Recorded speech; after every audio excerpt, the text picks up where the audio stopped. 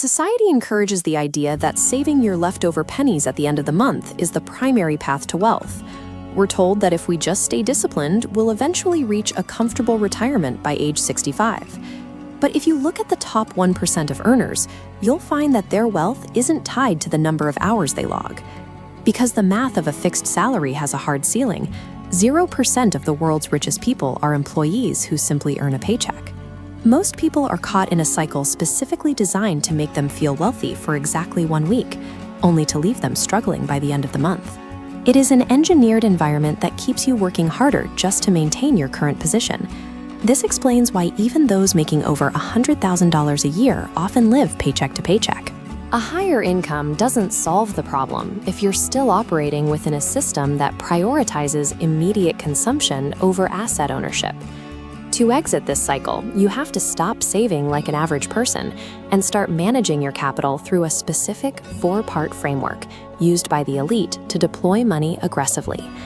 Every dollar sitting in a traditional bank account is slowly losing its purchasing power to inflation. To counter this, the first 25% of all your income must be immediately diverted into growth assets, things like index funds, real estate, or high-income skills that work for you while you're busy with your daily life.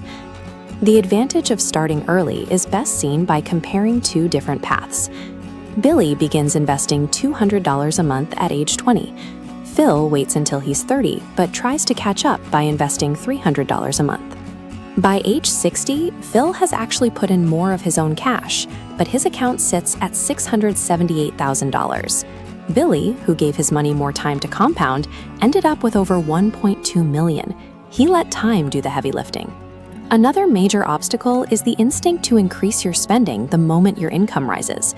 When a raise at work leads directly to a bigger house or a more expensive car, your potential wealth is drained before it can ever be invested.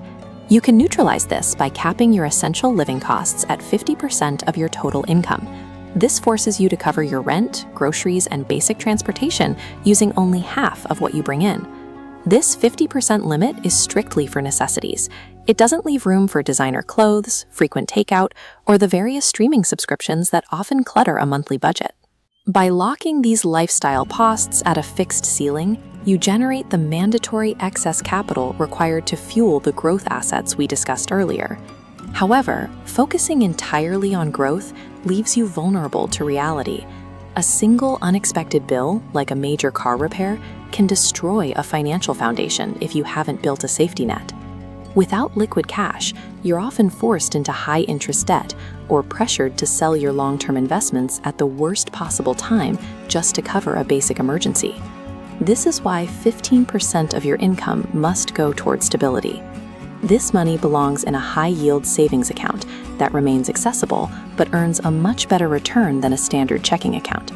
The goal is to accumulate 5 months' worth of living expenses. This acts as your financial armor, providing a buffer so you don't have to panic when life becomes unpredictable. Pure financial discipline eventually hits the limit of human endurance. If you spend years grinding and saving without ever seeing a personal benefit, you will likely burn out and abandon the strategy entirely. To make the system sustainable, the final 10% of your money goes into a joy jar.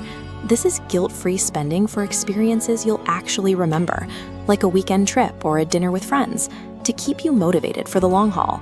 By combining defensive armor with intentional rewards, you neutralize the psychological fatigue and the unexpected crises that cause most financial plans to fail.